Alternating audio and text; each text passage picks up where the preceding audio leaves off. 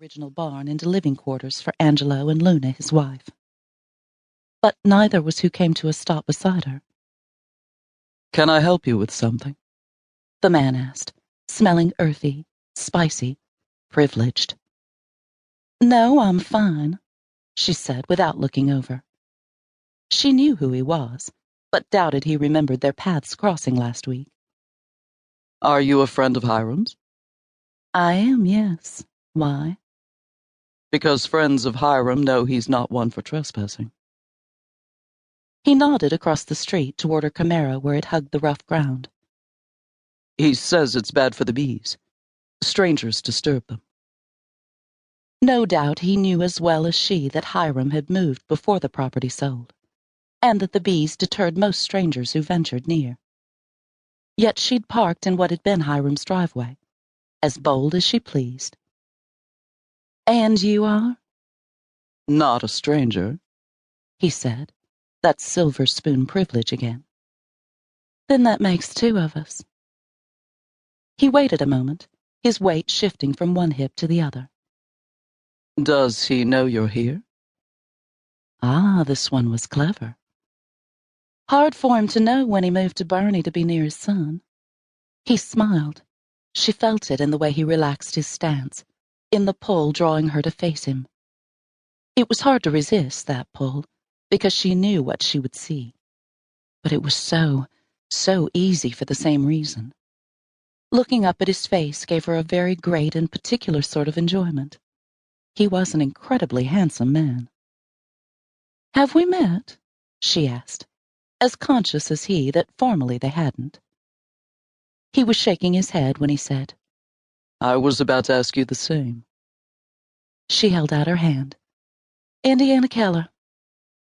"Keller," he repeated, taking it, holding it, his shake firm and lasting. "As in Tennessee? Though if you're Indiana, that's a really dumb question to ask. The state thing and all." She thought of Dakota, her oldest brother, leaving prison and walking out of her life, and her smile faltered. "And you are?" she repeated, even though she knew. "Oliver Gatlin." "As in the Caffey Gatlin Academy? Though since you're standing on the center's property."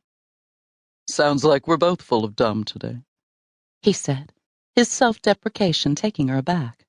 It was unexpected, and terribly cute. "It's nice to meet you, Oliver."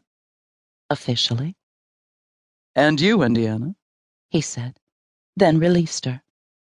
"Though, weren't you at Luna and Angela's wedding reception?" "Oh, the games we play."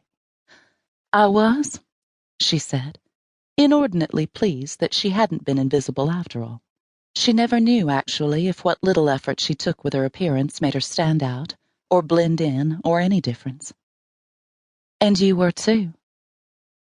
His expression darkened, but in a searching, curious way. It was nothing nefarious, nothing strange, nothing to make her uneasy. "You should have said hello." "Then?" She shook her head. "You were too busy with Angelo." "I'm never too busy to meet a new friend." Friends. Was that what they were going to be? Because what she was feeling. She pulled in a deep breath, blew out flutters of anticipation, and wondered about fate and possibilities, about right places and right times. It's always nice to be friends with the people you see regularly. "Will we see each other regularly?" he asked, and this time the look in his eyes did give her pause. It was an interesting look, one that had her pulse blipping a bit, her anxiety rising in a very nice way as she made him wait. "Once in a while, at least, since I bought Hiram's place." "Ah," he said, nodding. "So not a trespasser after all."